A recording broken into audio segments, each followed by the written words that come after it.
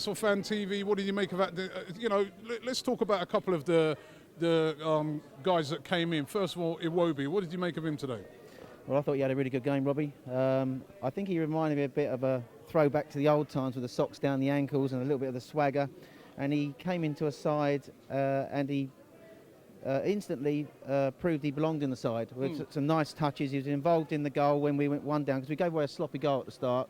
Obviously, a lot of people were blaming Koscielny for the goal, but I thought he got a bad pass from Gibbs that put him under pressure and he lost the ball. Still, the pass came back to him, but come on, he's supposed to do better than that. Yeah, absolutely, he should have done it, and obviously we gave away a sloppy goal, but it's all about the way you respond when you concede.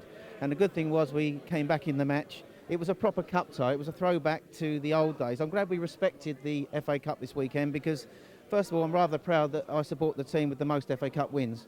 And I'm rather proud of the fact that we're going for 3 successive wins of the FA Cup, and only 2 teams in the 19th century, Blackburn Rovers and the Wanderers, have achieved that. So that makes me proud that we're going for that this season. And I think the FA Cup, I come from an era, I grew up when the FA Cup was almost... It was the game, wasn't it? It used to be like one... I'm from that era as well. It was like the only live game on TV. Absolutely. It was like you had the build-up for the whole day, etc. Yeah, you're absolutely right, Rob. And I think when I was at school, we wanted to win the FA Cup just as much as the league, and and the FA Cup was such an important trophy. It's the magic about this FA Cup. It's a national treasure, in my opinion. And I want to say on your channel, I think it's disrespectful, the Premier League, to sort of put these fixtures next week. We've had a hard Christmas programme of continuous football, and to play around the Premier League games 3 days after a round of the FA Cup means that teams obviously you run the risk of them playing weaker sides and demeaning the competition. But full credit to Arsenal and Sunderland today because they both put out strong sides and they both went for it. And the 3 people I want to pick out from the Arsenal side, Hector Bellerin, who I thought obviously with his 2 assists was very important today, that outlet going forward, and defensively he was sound as well. Alex Iwobi, you mentioned, he was instrumental in all our good stuff, involved in the build-up play, linking play. And Joel Campbell once again proved that he deserves a right to be in the side, and the way he took his chance today. And I think that they were our 3 standout players today. But can I just sort of like tap into something on the channel last week and obviously defend a couple of Arsenal players. Now, Chris, who I've got a lot of time for Chris, he's a very articulate, well-spoken and a good Arsenal supporter, but he criticised Alex Oxlade-Chamberlain on the channel last week, and he said that Alex had no end product. Well, how quickly he forgets that he was the man responsible for us for winning the Community Shield and giving us our first silverware this season. Now, with Alex Oxlade-Chamberlain, over the 4.5 years in the Arsenal side, he's made 95 appearances and 49 of those as a substitute. Now, you go back to pre-season, he had an outstanding pre-season. He was absolutely dynamite here when we took Lyon apart 6-0, albeit in a friendly, and then he won us the Community Shield. Now, then on the opening day of the season, he had a poor game along with the rest of the side, and we lost to West Ham, and then all of a sudden he was out of the side for the next game. Now, Wenger always talked about his fragile confidence, and I have to say him losing his place in the side probably did nothing for him.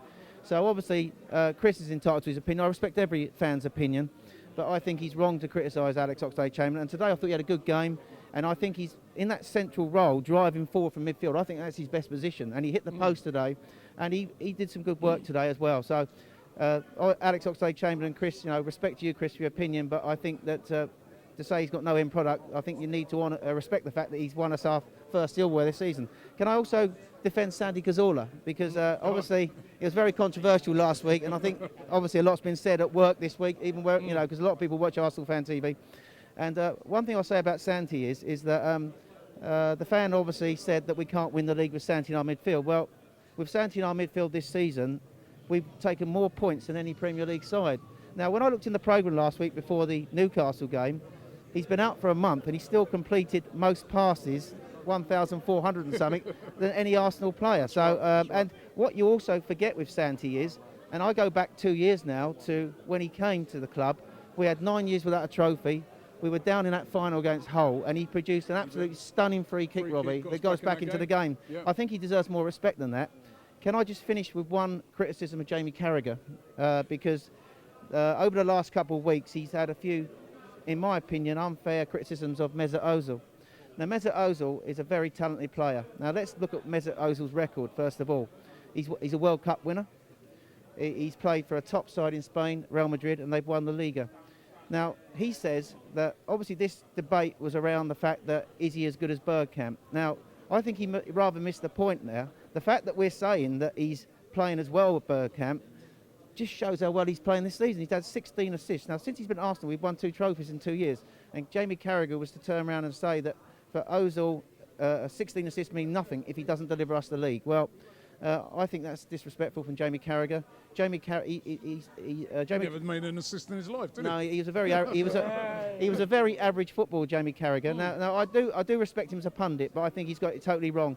It started off on that Monday night when he compared David Silva to Mesut Ozil. He had the opinion he'd take David Silva over Ozil all day long. Well, that's fine, that's his opinion. But then obviously in the game, Ozil put 2 assists in, and he had to begrudgingly sort of offer respect to him after that game. And then in his column, he turned around and said that that Ozil really, to prove that he's a good player, has got to deliver Arsenal the title. No, Ozil doesn't have to prove anything. He's a World Cup winner. Well, no, you know what Ozil can do? Go up there to Liverpool on Wednesday and score a couple of goals and a couple of assists and just silence Carragher once and for all. Yeah, that would be great anyway. But anyway, on the FA Cup today, just to finish off, I think it's great that I love the FA Cup third round. There's something magical about the FA Cup, and I really hope this season we can give it our best shot at winning it again, Robbie.